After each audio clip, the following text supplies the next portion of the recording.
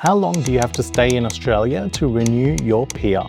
Now, the PR is a permanent visa for Australia. This includes already having a PR, one of the many visa categories. But to renew a permanent residency, it'll usually be either a 155 or a 157 visa, which is the resident return visa. Now, to be eligible to renew this visa, you need to have spent at least 2 years within the last 5 years. A permanent visa is usually granted for, well, unlimited stay, but the travel facility on the permanent visa is for 5 years. So if you do want to travel after the 5 years, you will have to apply for a resident return visa. You could potentially apply for an Australian citizenship as well, but we'll cover that in a separate topic. So the resident return visa, if you've spent more than 2 years, which is 730 days in the last 5 years, does not have to be consecutively, it's cumulatively, so combined all together, then you're eligible to get a 5-year renewal.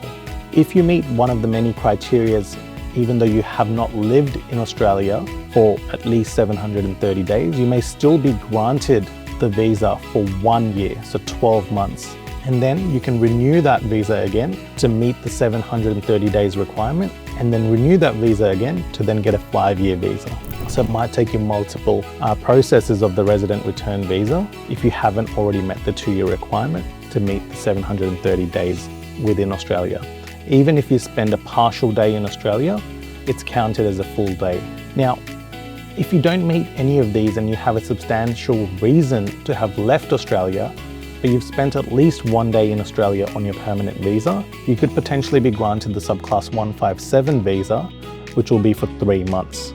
And then you can renew that again to then jump onto the 155, which is either for 12 months or 5 years. If you have any questions regarding the resident return visa, leave a comment below or reach out to one of our team members to assist you further.